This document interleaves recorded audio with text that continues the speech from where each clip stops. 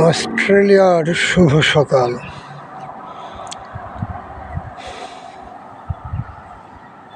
আমি আমার দেশ নিয়ে গতকাল কিছু কথা বলেছি। কেউ কেউ এগুলোকে পেঁচাল মনে করেছে। তো যেহেতু আমি দূরে আছি ভিনদেশে,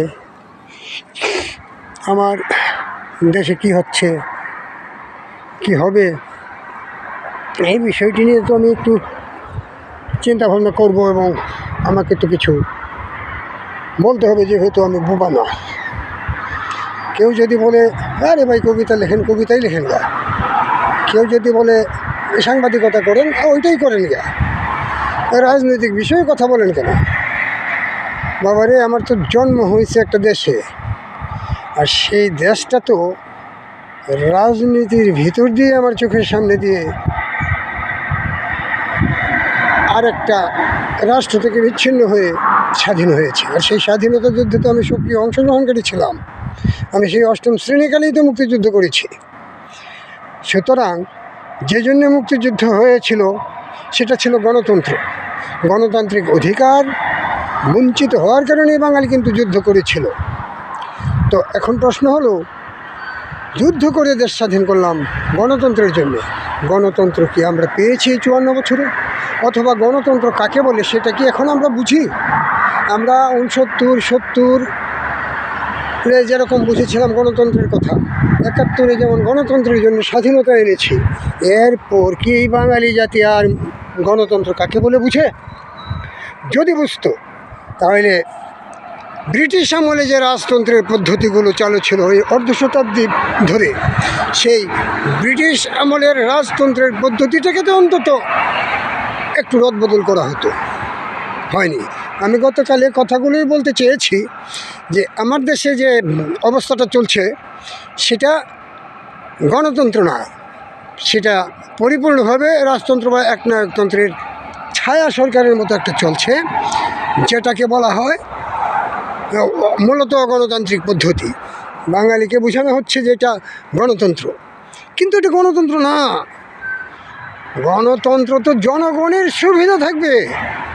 জনগণের হাড় ভেঙে, জনগণের মাথায় কাঁঠাল ভেঙে যদি আমলারা আর এই রাজনীতিবিদরা ভোগ করে দেশকে এবং জাতিকে, সব কিছু তাদের ভোগেই চলে যায়, তা গণতন্ত্রে এই জাতির লাভটা কী?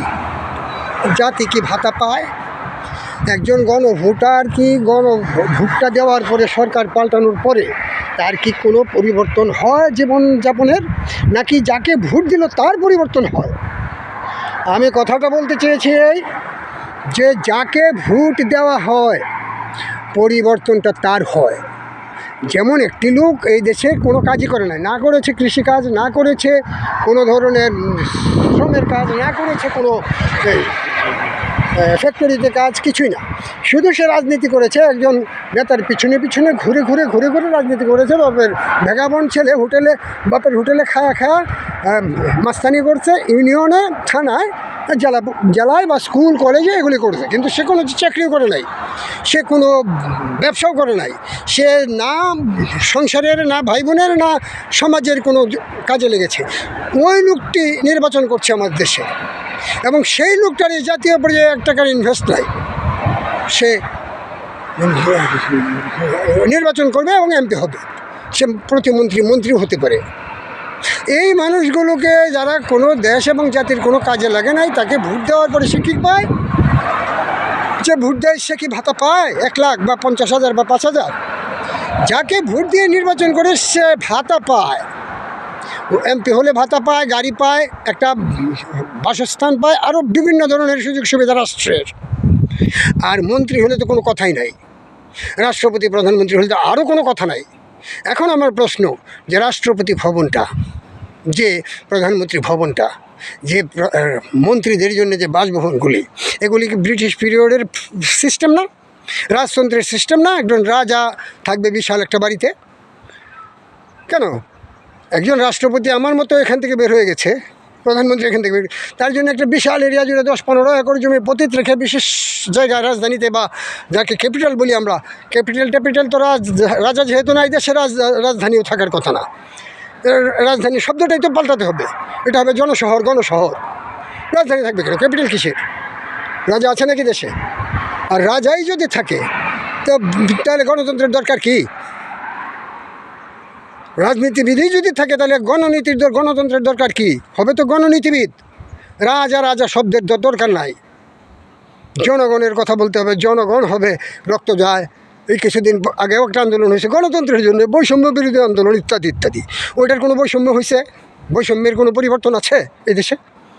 যারা বৈষম্য আন্দোলন করেছে ওরাই চলে গেছে বৈষম্য সৃষ্টিতে, ওরা নিজেরাই চলে গেছে, ওদের অনেকেই বাইরে রয়ে গেছে, পথে ঘাটে ঘুরতেছে। আর কেউ একবারে ক্ষমতায় চলে গেছে, 1 লাখ 1.5 লাখ টাকা করে মাসে ভাতা পায়।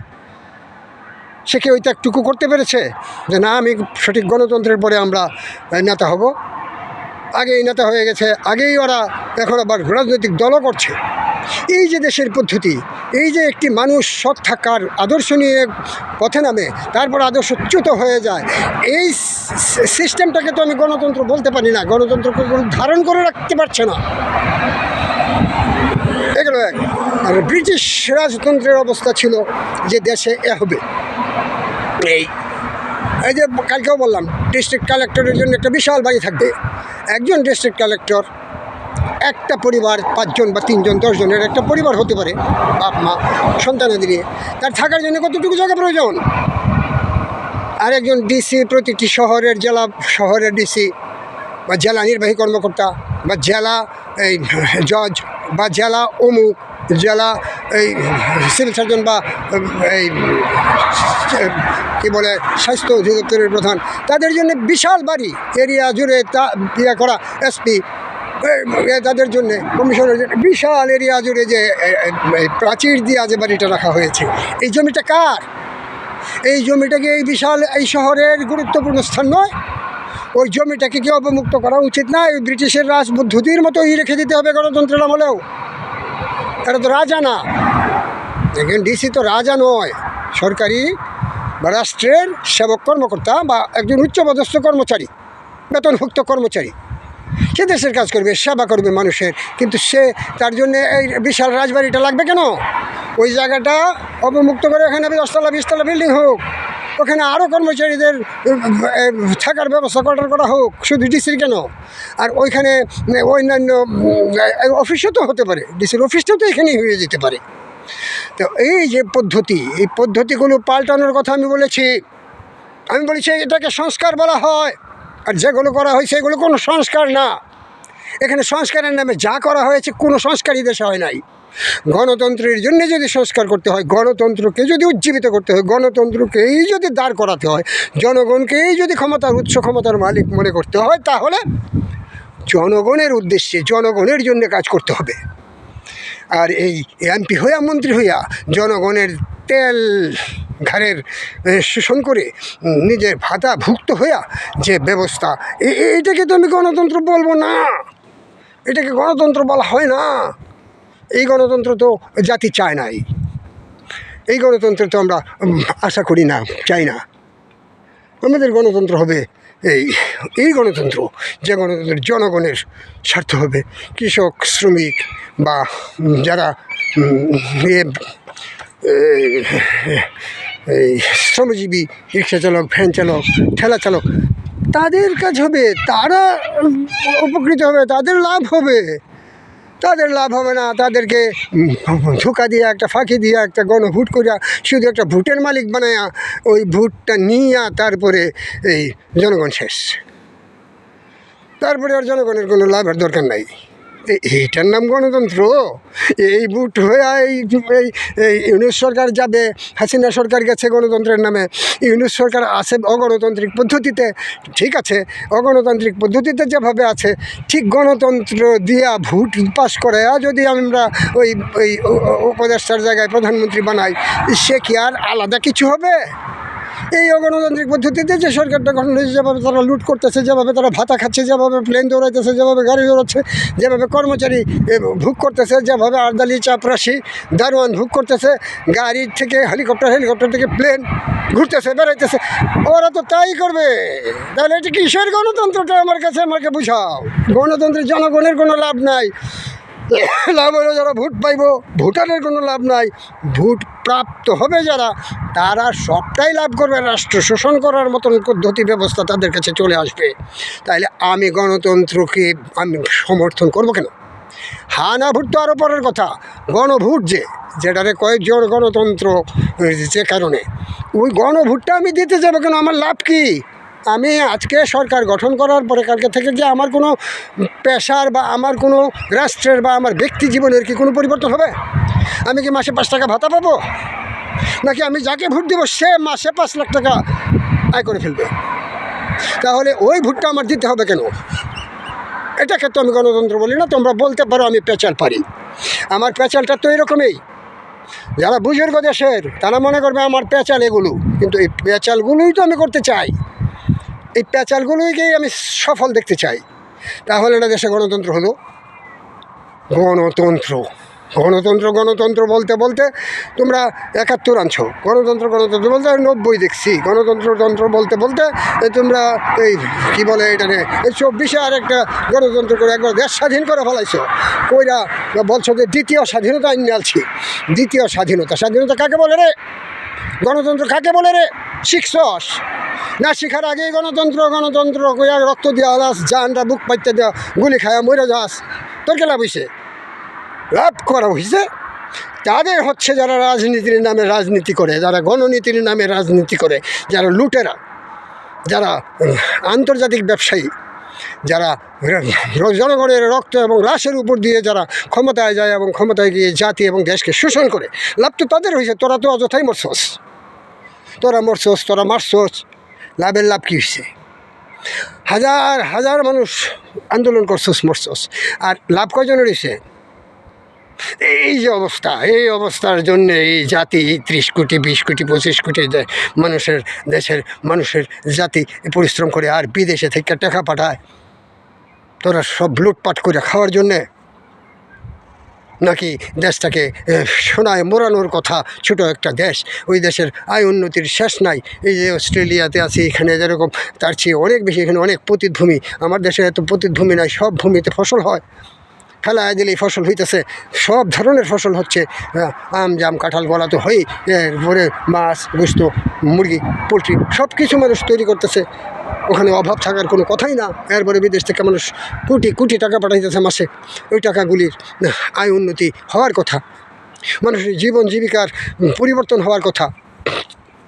এটা সে পরিবর্তন না হইলে তাইলে আমার এই গোড়ার ডিমের গণতন্ত্র দিয়ে আমি কী করি? তাহলে তো শক্ত প্রশাসক হইলেই ভালো, এক নায়ক থাকলেও তো দেশ সুন্দর থাকে। এই সমস্ত গোড়ার ডিমের গণতন্ত্র দেওয়া তো কাজ হয় না। টা হইতেছে কি হয়েছে? কোনো এই যে কী বলে এটারে, যে কোনো দেশ থেকে কোনো মানে দেশের কোনো সঠিক আয় উন্নতি বা সঠিক জনগণের কোনো উপকার কিছু হয়েছে? কোনো উপকারে লাগছে এই গণতন্ত্রের নামে? লাশ ফাঁস মরে গেছে, যে 1.5 বছর গেল লাশ মরার পরে, এত মানুষ মরার পরে। এই 1.5 বছরে কী হইল? 1.5 বছর নাকি 2 বছর জায়গা? হ্যাঁ, 1.5 বছরই তো ধরলাম। কী হইল? কী হয়েছে? একে অপরকে এখনও কী বলে এটারে, কতদিন মব এইটা যে করছে, এই যে কতদিন যে খায়, এই যে এইদিকে পাল্টাছে জাতি, দেশ পাল্টেছে কাদের? সেনাবাহিনীরে। ক্যান্টনমেন্টের ভিতরে বয়ে থেকে আর সব কিছু কাপড় চুপড়, এদের খানা পিনার, রেশন ফ্যাশন, টাকা পয়সা সব কিছু এদেরকে দেওয়া হয় জাতির তরফ থেকে, এদেরকে দেওয়া হচ্ছে। এরা ধুমসে খাইতেছে, চেকনাই ধরা খালি একটু দৌড়াদৌড়ি প্যারেড করবো, আর এই ক্যান্টনমেন্টে বয়ে থেকে খালি দেশের সিংহভাগ টাকা এরা খরচ করে খাইতেছে। ফলাফল এরা কী করে? তার কাজটা কি? এই এসে করি 22-23 বছর পরে রিটায়ার্ডের বাড়ি যাইব, আচ্ছা অনেকগুলো টাকা লয়ে এসে একটা ব্যবসা করবো, না গেলে একটা ধুম কিছু করবো, কইরা বাস শেষ। তারা এই জাতির জন্য কী করতেছে? কোনো কাজ কি এরা লাগছে? কী কাজে লাগছে এরা? এরা যায় শান্তি মিশনে, অমুকখানে গিয়ে আরও লক্ষ লক্ষ টাকা নিয়ে আসে, কিন্তু এরা এই দেশের জন্য কি করে, কি করছে? একটা আর্মি, একটা সেনাবাহিনীর সদস্য, একটা সেনা অফিসার সদস্যরা তো একটু কাজ করে, কিন্তু অফিসারগুলি কি কাজ করতেছে? এই দেশের কী উপকারে লাগছে? দেশের জন্য সে কী করছে? কী করছে যে এই একটা গাছ লাগাইছে বা একটা টাকা ইনকাম দিচ্ছে? সে দিছে না? এই পুলিশের মতো কোনো কাজ করে? পুলিশের মতো শেষর দৌড়ায়? তাও না। এত যে দুর্ঘটনা ঘটে গেল দেশে, বিশাল কাজ হয়ে গেল। তার বাপ দাদার দেশ, সে এই দেশের সন্তান, তাদের এই যে মব সব আগর বাগর সৃষ্টি হইলো, মানুষ যেখানে ইচ্ছা এখানে মারা গেল, যেখানে ইচ্ছা এখানে এখনও ঘর বাড়ি দরজা পূরণ হচ্ছে। এদের দায়িত্বটা কী দায়িত্ব পালন করছে এর এই দেশ এবং জাতির জন্যে? এরা তো বই খালি খায়, আর এই যে বড় বড় গাড়িতে ঘুরে, বড় বড় বুট পালতে ঘুরে এরা নিজেরাই মব সৃষ্টি করার চেষ্টা করে। যেখানে এদের প্রয়োজন সুশৃঙ্খলভাবে একটা ব্যবস্থা নেওয়া, ওইখানে এরা নিজেরা মব সৃষ্টি করবে আর মবেদেরকে সুযোগ দিবে, মব কর। এই আমার দেশ, এই গণতান্ত্রিক শিক্ষা, এই একটা জাতির সুশৃঙ্খল বাহিনীরও শিক্ষা, এই যদি হয় আমাদের পরিচিতি, এই যদি হয় বাঙালি জাতির পরিচিতি, তাইলে এরা তো এই মঙ্গল আমলে মঙ্গলদের মতো এই জঙ্গলি জাতি। এদের জন্য তো এই চেঙ্গিস খান দরকার, নাদির শাহ দরকার, কুবলাই খান দরকার, হালাকু খান দরকার। এদের জন্য তো গণতন্ত্র দরকার না এই জাতির জন্য। আমি সেই কথাটাই বলতে চাইছি। আমাকে বলা হচ্ছে কি পেঁচাল পারি, আর সালার পেঁচাল পারবো না। কী লাভ হইতেছে? এই দেশের মানুষ যুগে যুগে 10-20 বছর পরে পরে গণতন্ত্রের নামে মরে, এই সরকার পাল্টানোর জন্য মরে যায়, মরে কয় দেশ স্বাধীন করে আনছি, ফলাফলে কিছুই আসে না, যেই সেই থাকে। মানুষটি মরল শুধু, আন্দোলন করল, লাভটা কী হইল দেশে? এই জন্যে আমি পেঁচালটা পারতেছি। পেঁচাল পারার কারণ হলো যে নির্বাচন চলতেছে, এই নির্বাচনে আমি সন্তুষ্ট না। তারপরে আবার না, অনেক সংবিধানের বহু কিছু নড়াইয়া চড়াইয়া দীর্ঘদিনের এই পোলাপানের বুদ্ধিতে এই সংবিধানের মধ্যে বহু কিছু সরাইয়া ফেলা হয়েছে যে এইডি থাকতো না, এইডি থাকবো, বিভিন্ন কিছু। এবারে এটা তো হলো, এই দেশটা তো হলো বঙ্গদেশ। এই দেশের মানুষের, আমি না, আমার পূর্বপুরুষ না, আরব থেকে আইসে আমরা মুসলমান খাঁটি আইসে ধর্ম প্রচার করছি। আর তোরা তো সবাই মুসলমান না, তোরা তো সব হিন্দুর রক্ত থেকে তৈরি। এখানে কি 5 কোটি মুসলমান আসছিল? ভারতবর্ষে কি 50 কোটি মুসলমান আসছিল? না 5 লাখ মুসলমান আসছিল ইখতিয়ার মোহাম্মদ বিন বখতিয়ার খলজি নামে একটা 17 জন লইয়া, আর কিছু এই ব্যবসা বাণিজ্য ঘোরার ব্যবসায়ী অমুক তমুক, আর কিছু লুটাঘুটি হাতে লিয়া গরিব মিসকিন, আর কিছু পীর 360 লিয়া। তাইলে এই 2-4-5 লাখ লোক আইসা এই 800, 700, 300, 500 বছরে কোটি 50 কোটি মানুষ বানায় আছে পাকিস্তান, ভারত, বাংলাদেশ লিয়া। এই মানুষগুলো আসছে কোথেকে? আফগানিস্তান, ইরান, ইরাক, সৌদি আরব, মুসলমান। এরা সব হিন্দুর থেকে মুসলমান। ব্রাহ্মণদের এই ইয়ার জন্যে ব্রাহ্মণরা হারামজাদারা বর্ণবৈষম্য করতো, ওই কারণে বর্ণবৈষম্যের কারণে এই অচ্ছুত হরিজন অমুক তমুক বানাইছে। এরা মন্দিরে ঢুকতে দিচ্ছে না, এদেরকে মানুষ বলে নাই বলে এরা বিপ্লব ঘটায় ইসলাম ধর্মে এবং খ্রিস্টান ধর্মে যা দীক্ষিত হয়েছে, এবং এদের মুসলিমদের এবং খ্রিস্টানদের সংখ্যা বাড়াইছে এই দেশে, আদিবাসীরা এবং হিন্দুরা। আর কি করছে, কী করে এদের এই মুসলমান সবাই, এই 50 কোটি মুসলমান আসছিল বাংলাদেশে, 20 কোটি মুসলমান কি সব এই 5 পুরুষ, 7 পুরুষ, 10 পুরুষ, 20 পুরুষ আগে মুসলমান ছিল? আর সব হিন্দুর থেকে আইছে, আদিবাসীর থেকে আইছে। যার ফলে এই যে শঙ্কর একটা জাতি, এই জাতির হিন্দুরা মারে, মুসলিমরে মারে। এদের মধ্যে কোনো নাই, মানবতা নাই, হিউম্যানিটি উঠা পরিষ্কার। এরা শুধু ধর্ম চিনে, মানবতা চিনে না। আর ধর্মের কোনটা খাইছে? যেটা না খাওয়ার। যেমন ধর্ম নিয়ে রাজনীতি হইতেছে দেশে। আরে বেকুবের দল, গণতন্ত্র তো ইসলামে নাই। ইসলাম যখন প্রতিষ্ঠিত হয়েছিল তখন রাসূলুল্লাহর মৃত্যুর পরে 2 জন জামাই আর 2 জন শ্বশুর খলিফা হয়েছে, মানে রাজা হয়েছে, শাসনকর্তা। তারা কি রাজতন্ত্রের মতো পরিবারতন্ত্রের লোক। তারপরে কাকে সিলেক্ট করা হয়েছে? হাসান হুসেনকে। কারা? আলীর ছেলেরা, রসুল্লাহর বংশধর। এটা পরিবারতন্ত্র, এখানে কোনো গণতন্ত্রের কোনো সিস্টেমই নাই। যদিও বিদায় হজের সময় রসুল্লাহ বলছেন, যদি তোমাদের জন্য কাফরিকৃত দাসকেও এই ক্ষমতা দেওয়া হয়, সে যদি যোগ্য হয় তাকে মেনে নাও, কিন্তু মানার কোনো পদ্ধতি ইসলামের রসুল্লাহ মৃত্যুর পরে আসে নাই। খলিফারা হয়েছে ওই শ্বশুর আর জামাইরাই। পরবর্তী সময়ে রাজতন্ত্র কারিয়া লইয়ালছে হাসান হুসেনের মাইরাকেরা, ওই রসুল্লাহরই আরেক আত্মীয় বসংবদ মুয়াবিয়ার পুত এজিদ। তোর কী হয়েছে? গণতন্ত্রে কোনো রাষ্ট্র ব্যবস্থা আছে? ইসলামেও নাই। তো সেই ইসলাম দিনকে দিন উসমানিয়া সাম্রাজ্য, আব্বাসী ও উমাইয়া সাম্রাজ্য প্রতিষ্ঠা করছে হারামজাদারা। এবং ভাইরা এক ভাই না, 100 বাইরে, 5 বাইরে, 10 বাইরে মাইরা, বাপের আটকাইয়া অমুক তমুক করে মুঘলরা অমুকরা তমুকরা রাষ্ট্র ব্যবস্থা কায়েম করছে, শাসন ব্যবস্থা কায়েম করছে, ক্ষমতা কুক্ষিগত করছে, কইরা দেশে এই মানুষের উপর হুলিয়া জারি করে কর আদায় করে তারা রাষ্ট্র ব্যবস্থা কায়েম করে চলছে। দিগ্বিজয়ী বীর হয়ে গেছে একজন। এইটার নাম রাজত্ব, এটার নাম রাম শাসন। কিসের গণতন্ত্র? ইসলামের গণতন্ত্র আছে রে? তোরা যে ইসলাম করছস, তোরা যে দল মিলছস বাংলাদেশে, অমুক তমুক, হ্যান ইসলাম, ত্যান ইসলাম, হ্যাঁ আগর বাগর ইসলাম, নাম বললাম না একটারও, সব টিকে একজুট হয়ে গেছস 11টা। তোরা কি একজুট হওয়ার মতন লোক? তোরা তো আটরশি করবে, তোরা মাইজভান্ডার করবে, তোরা চরমুনাই করবে, তোরা তবলিগি করবে, তবলিগির মধ্যেও 2 ভাগ করবে, তোরা মাঝারি করবে, তোরা বিভিন্ন কিছু করবে। তোরা এক সুন্নি শিয়া তো বাদেই দিলাম, এক সুন্নিতেই তোরা 100 রকমের পীর ধরিয়া ফিরালিগিরি করিয়া 100 লাইনে ঘুরবে।